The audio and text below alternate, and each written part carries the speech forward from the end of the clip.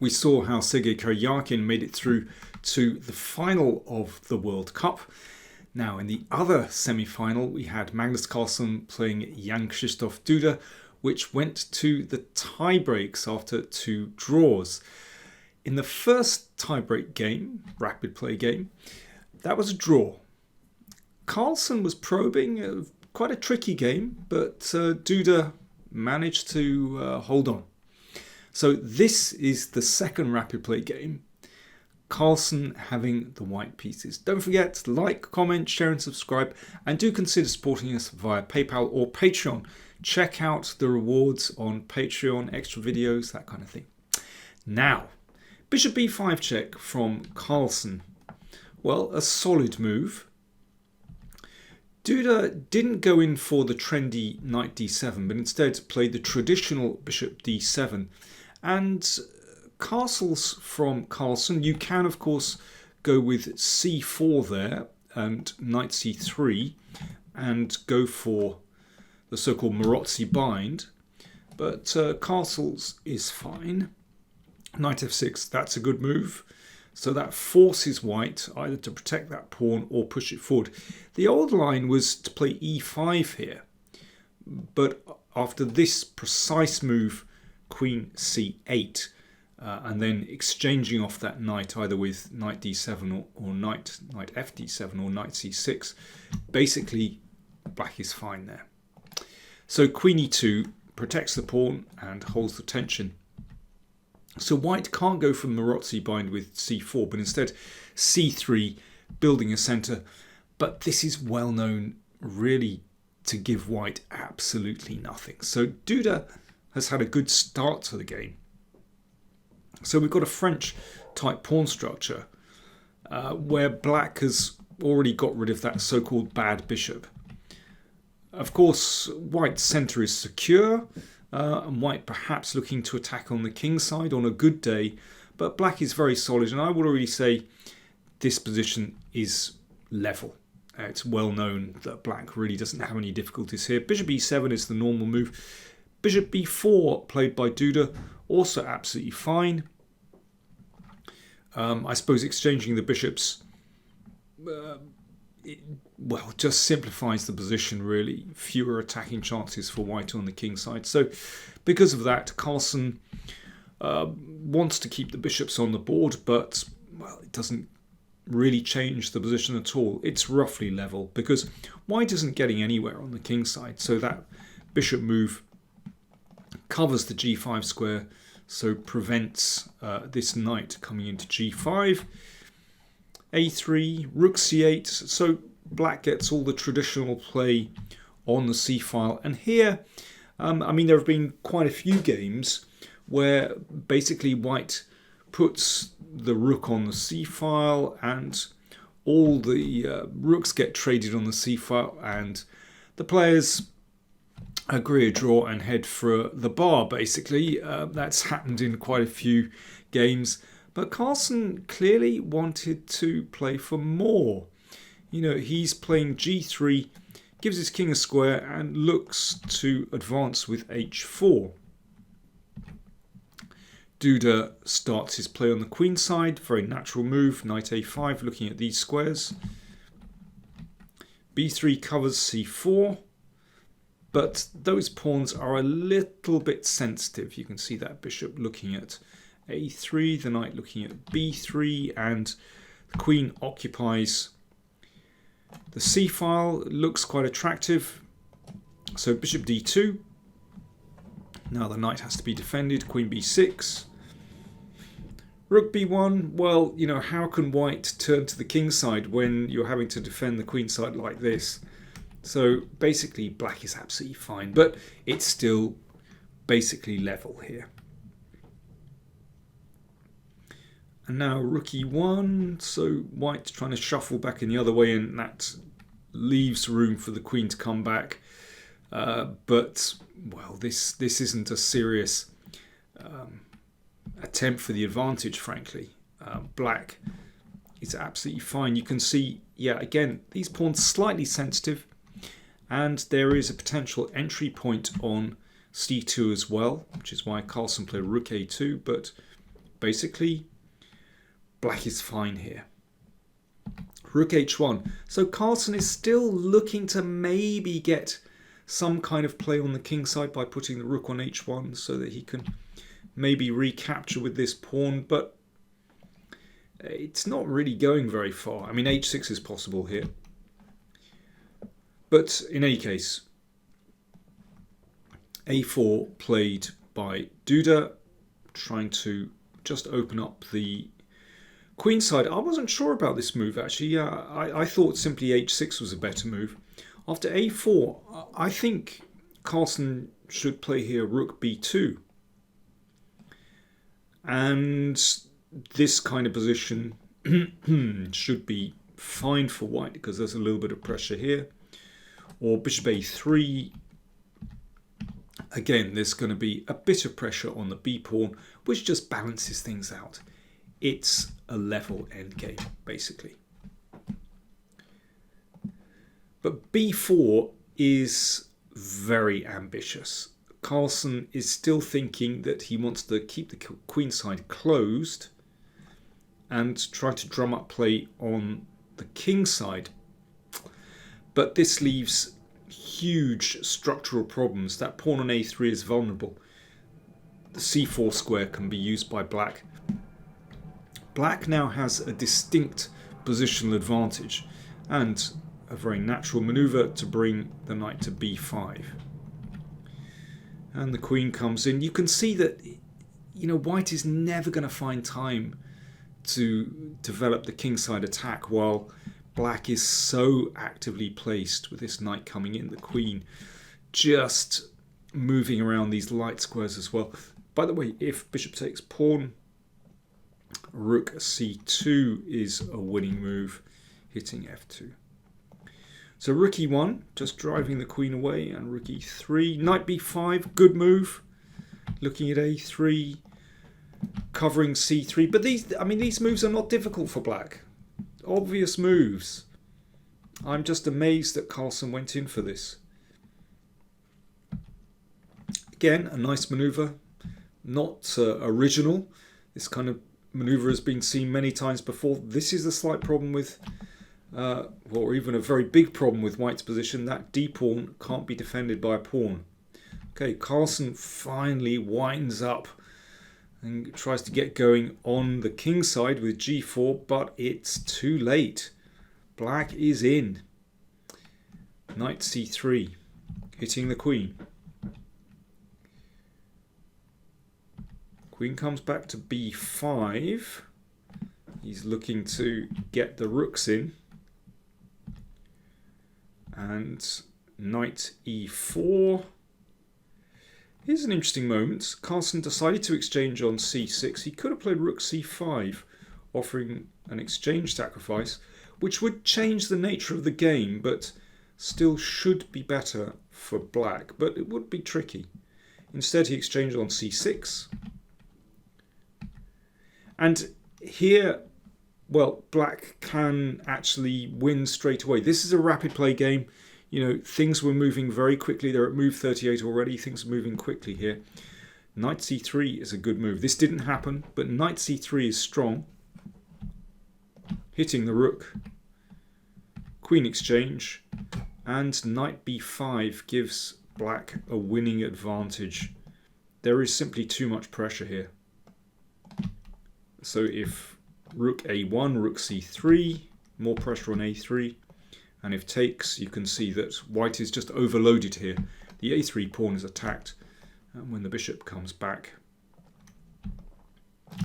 this pawn is dropping. So yeah, that would have actually cleaned things up there and then. But rook c4 played, so Carlsen still in the game now.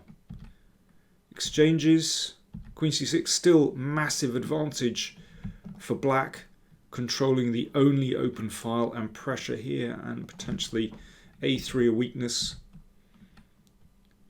Very difficult position. You could go for it with g5 here, but rook a2 played.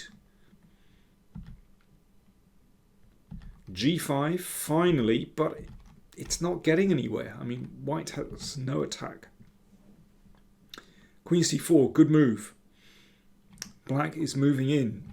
Exchange, could play rook takes, but pawn takes, also good for black. So basically, if white just sits there, then it's going to be hopeless with this passed pawn and pressure here, and this bishop coming in to attack here as well. So Carlsen decides to shake things up a bit with d5. Probably the best chance, and actually it pays off. Rook d2. So this is uncomfortable for that bishop on d8. If rook takes, then white is breaking through there. So rook d3, best move, an exchange. So Carlsen is a pawn down, but not the best extra pawn as they're doubled. Nevertheless, black should be winning here by playing f6. That just breaks things open for the king. But instead, king f8 played. Still looks fantastic for black.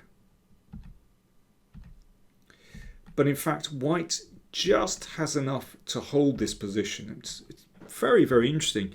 So here, for example, Carlsen is hanging on with tactics. So if king takes pawn, g6 takes and e6, and that wins the bishop. So therefore g6. So you can see Duda has this fantastic grip over the light squares, and white has two weaknesses: the pawn on a3, pawn on f4. Bishop e3 comes back. But actually, white is holding here.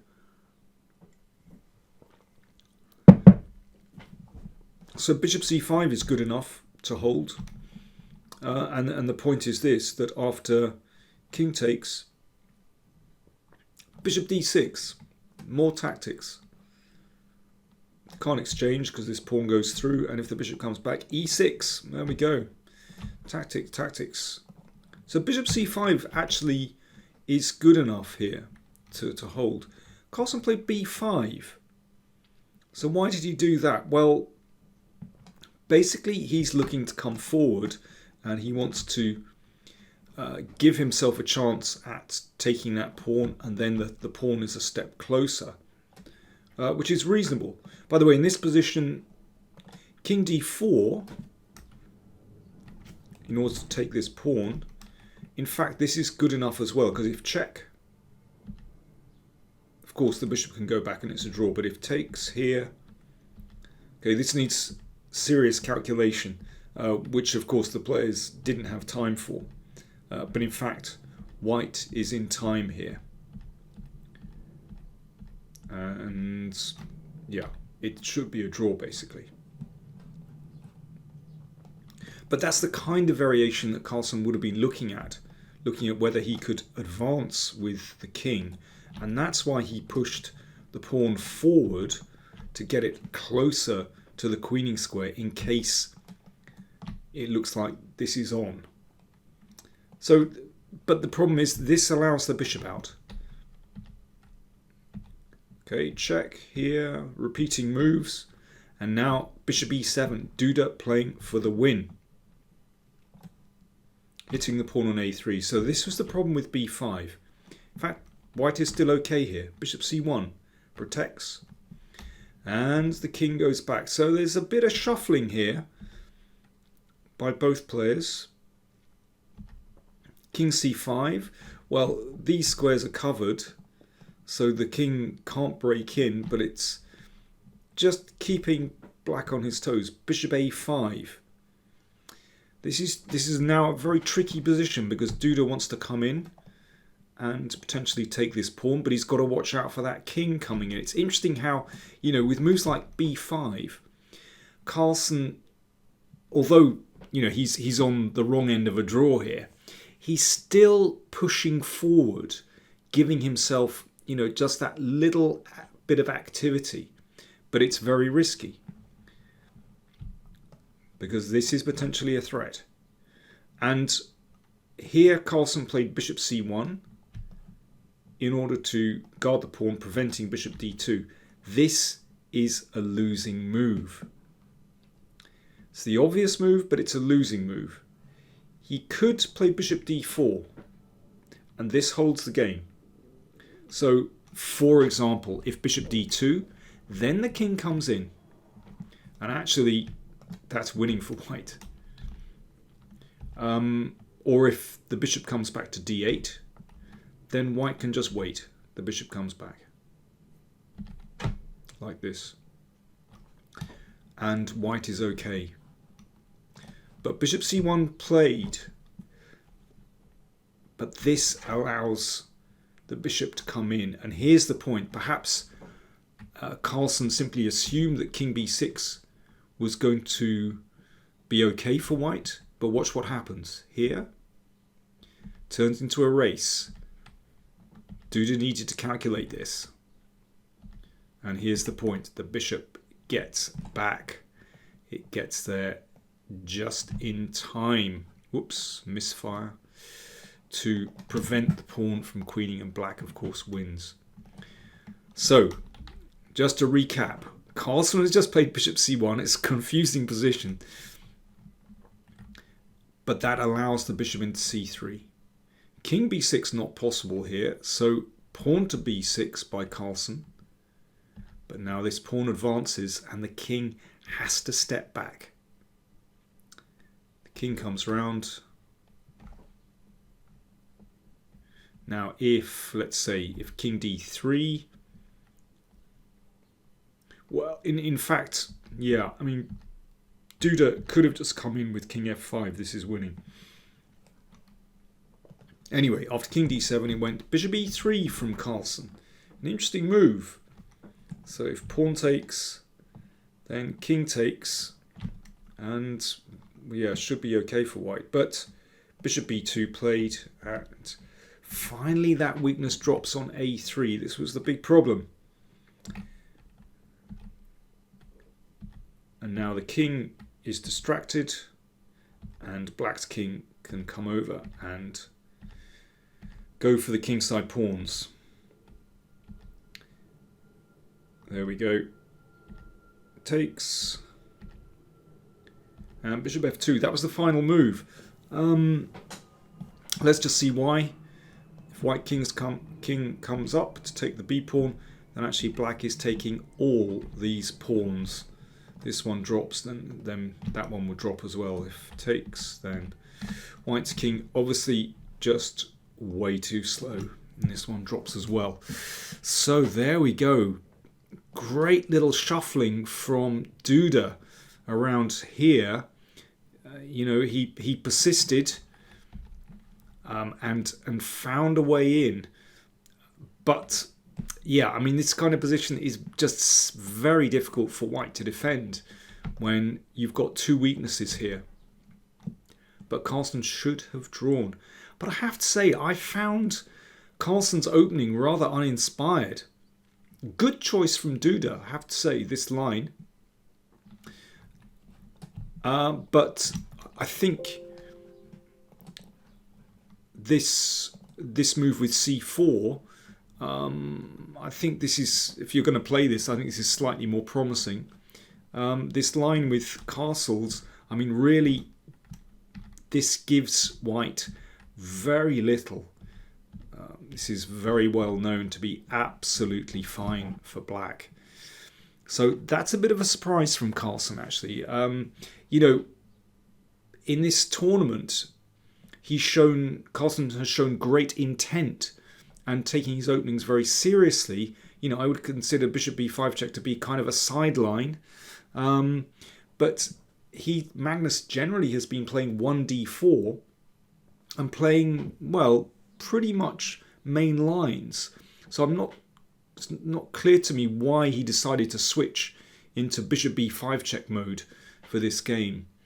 But full credit to Duda for exploiting his chances very well. He's 23 years old, from Poland, in case you don't know him, and goes through to the final of the World Cup, and indeed he has qualified for the candidates next year already in getting through to the final, which I'm absolutely delighted about. You know, it's great to see the younger generation coming through, and Jan-Krzysztof is certainly very, very promising. Well, we know that he was the player that defeated Magnus's unbeaten run last year in classical chess. So he is a worthy contender for the Candidates 2022. There you go. Thanks very much for watching. Don't forget, like, comment, share and subscribe, and do consider supporting us. Thanks very much.